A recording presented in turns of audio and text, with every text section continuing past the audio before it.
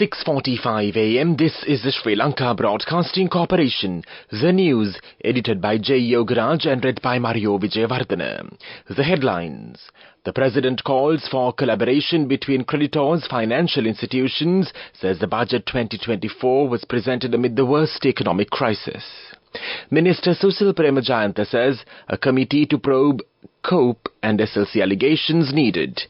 A landslide red alert issued for the Kagala district, flood warnings to the Maha-Oya basin. Trains disrupted on the upcountry line due to a derailment. 74,664 tourists arrive in Sri Lanka in the first 2 weeks of November. A rise in dengue patients. In news overseas, Israel says Houthi seized Japanese-operated cargo ship in the Red Sea near Yemen. In sports news, Australia trounced India to win the 6th ICC Cricket World Cup title. The National Building and Research Organisation NBRO has issued a red level 3 early landslide warning for several localities in the Kagala district. Accordingly, a red warning is in place for the following areas until 5 p.m. The Kagala district, Kagala, Galigamuwa and Aranayaka Divisional Secretariat divisions and the surrounding areas. Meanwhile, a level 2 amber alert was put in place for several areas in the Badulla, Kandy, Kagala, Kurunegala, Matara and Ratnapura districts.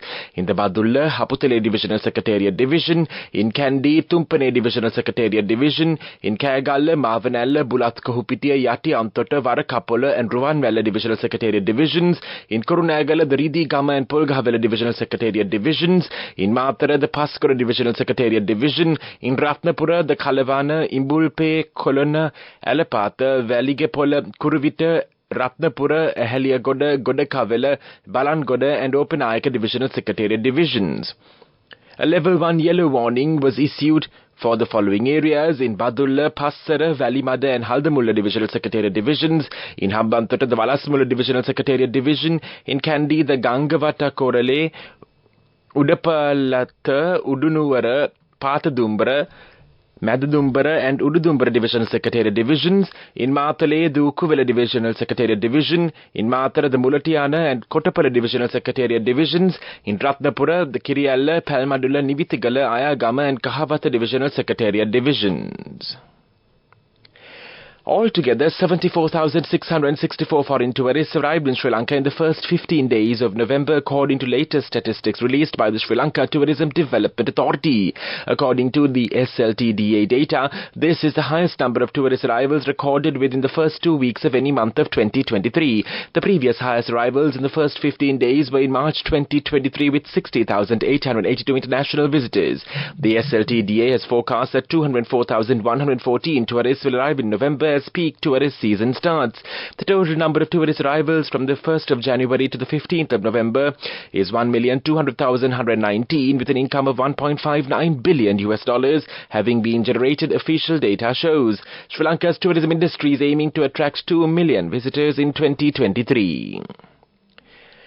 Train services on the upcountry railway line have been disrupted owing to a train derailment near the Pulghavela railway station. A train plying from Colombo to Rambukkana derailed in this manner, the railway control room said. Once again, train services on the upcountry railway line have been disrupted owing to a train derailment near the Pulghavela railway station. A train plying from Colombo to Rambukkana has derailed in this manner, the railway control room says. This news broadcast comes to you from the Sri Lanka Broadcasting Corporation. Examinations Department sources said that the results of the GCE Ordinary Level Examination 2022 will probably be out by mid-November.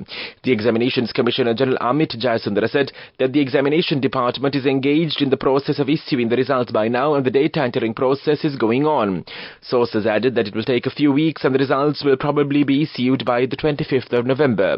The GCE Ordinary Level Examination 2022 was held countrywide from May 29th to the 8th of June, with the participation of about 460,000 candidates. The number of dengue-infected people across the country has increased to 72,840 up to now this year, Dr. Nimalka Panilahetti of the National Dengue Control Unit says.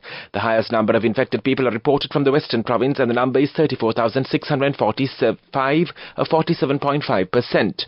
Altogether, 45 MOH zones have been identified as dengue high-risk zones so far. Among these are 10 zones in the Colombo district, 8 from the Gampaha district, 3 from the Kaluthara district, 11 from the Kandy district, 2 from the Mathare district, 2 from the Gala district, 1 from the Batikalo district, 1 from the Kurunegala district, 4 from Puttalama and 3 from the Kagala district.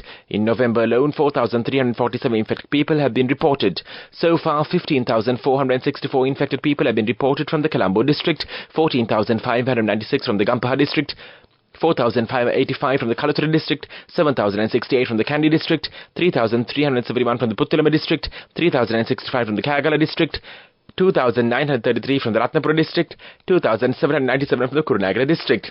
She said that in order to reduce the spread of dengue, people are requested to take steps to keep the environment clean during this rainy season and to clean the places where rainwater collects and prevent the breeding of mosquitoes.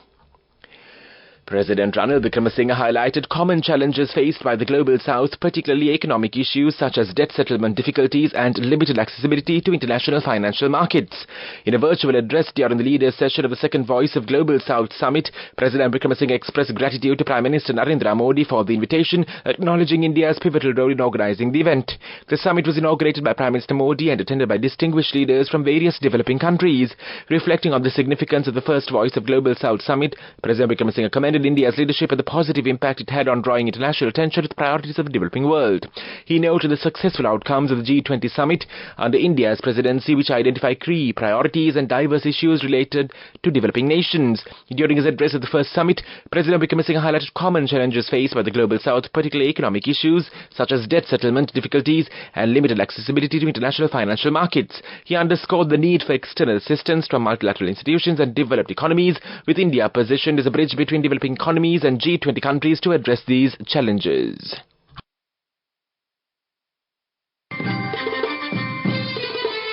The main news story is brought to you by Sinhala Mahatmya. The Leader of the House, Education Minister Dr. Sussil Premajantha told Parliament on Saturday that a committee should be appointed to investigate allegations levelled against the COPE Committee regarding the Sri Lanka cricket and many other issues. The Leader of the House further said that investigations should be conducted after appointing MPs acceptable to all parties, including the opposition, as a chairman of the proposed committee. It has been revealed that 15 MPs are dependent on the money of the SLC and their names should be disclosed, he said. He said that all members of Parliament are being accused due to these allegations and these situations should be corrected. He recalled that the COPE Committee was a committee that even veteran politicians of Sri Lanka held chairmanship in. He mentioned this in relation to the recent comments made in Parliament regarding the functioning of the COPE Committee. The main news story was brought to you by Sinhala Mahatmya. And now in Watch Live, the number of dengue cases in several areas of the Western Province and the Kandy district of the Central Province has increased. The National Dengue Control Unit says most of the breeding grounds for mosquitoes have been identified around schools and religious places in many areas. The Director of the National Dengue Control Unit, Dr. Nalin Ariyaratne, said 70,500 dengue cases have been reported in Sri Lanka so far this year. That came to you in Watchlight. In World News headlines now. Israel says Houthis seized Japanese-operated cargo ship in the Red Sea near Yemen. The registration of Taiwan presidential candidates starts on Monday. Ukraine says its troops pushed back Russia on the eastern bank of the Dnipro River.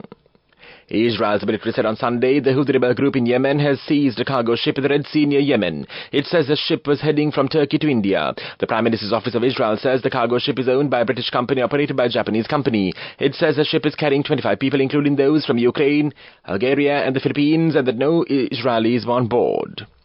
Election officials in Taiwan will accept applications from presidential candidates from Monday through Friday. Talks between two opposition parties on fielding a unified candidate for the January race remain stalled. The ruling Democratic Progressive Party has chosen Taiwan Vice President Lai Ching-te to compete in the race. He intends to work with the United States, Japan and other nations to counter pressure from China. Ukraine's military says its forces have pushed back Russian troops on the eastern bank of the Dnipro River in the southern region of Kherson. The eastern bank of the Dnipro River is one of three front lines where intensive ground battles are believed to continue between Ukrainian and Russian forces. The other two are Kupiansk in the eastern region of Kharkiv and Avdiivka in the Donetsk region. Meanwhile, Kherson's regional governor said in local media posts that the Russian military targeted residential areas in the region. The governor said 5 local residents, including a 3-year-old child, were injured in the attack. And now the main points of the world news segment once again. Israel says Houthi seized Japanese operated cargo ship in the Red Sea near Yemen. The registration of Taiwan presidential candidates starts on Monday. Ukraine says its troops push back Russia on the eastern bank of the Dnipro River.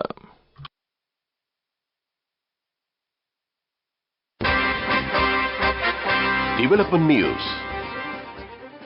In a monumental stride for Sri Lanka's tourism sector, Aitken Spence Travels announces the arrival of Sir Richard Branson's Virgin Voyages, the newest ship, the Resilient Lady, making a maiden call to Asia and to the Colombo harbour on the 13th of November 2023. This historic event marks a significant contribution to the global recognition and confidence of Sri Lanka's tourism industry.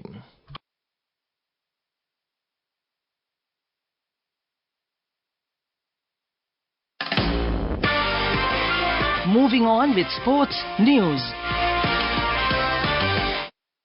Australia beat India by 6 wickets with 42 balls to spare and took the World Cup title yesterday. The Australian opener Travis Head took a spectacular catch early in the game to send back Rohit Sharma, after which Australia's bowlers put India in a chokehold. India may be where the heart of the game now resides, but the coolest head in cricket has once again been shown to be the Australians. Travis Head, to be precise, to set up his side's record, extended his 6th World Cup victory with a triumphantly paced 137 from 120 balls in Ahmedabad, but whose most significant contribution arguably came some 6.5 hours beforehand, with one of the most match-turning catches in ODI history. In scores, India batted first and made 240 in 50 overs. In reply, Australia reached the victory target in the 42nd over, losing only 4 wickets.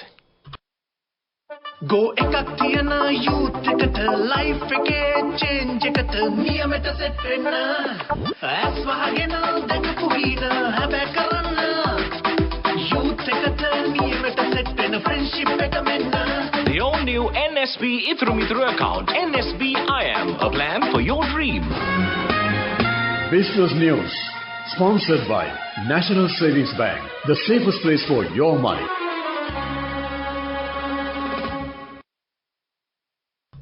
In a momentous stride towards pioneering educational excellence in the South Asian region, the International Institute of Health Sciences, IIHS, proudly announced the formalization of a strategic memorandum of understanding MOU with the esteemed Coventry University in UK, solidifying a groundbreaking partnership aimed at revolutionizing the educational landscape in the region. The ceremonious event took place at the state-of-the-art IIHS Multiversity, nestled in the vibrant area of Keravlupitia in Sri Lanka. Through this historic collaboration, IIHS has been officially designated as a Coventry University Group branded campus, marking a significant milestone in the institution's relentless pursuit of academic distinction and global relevance. This landmark designation is a testament to the unwavering commitment of both institutions towards fostering an unparalleled learning environment where innovation, excellence and inclusivity converge to shape the next generation of leaders and visionaries.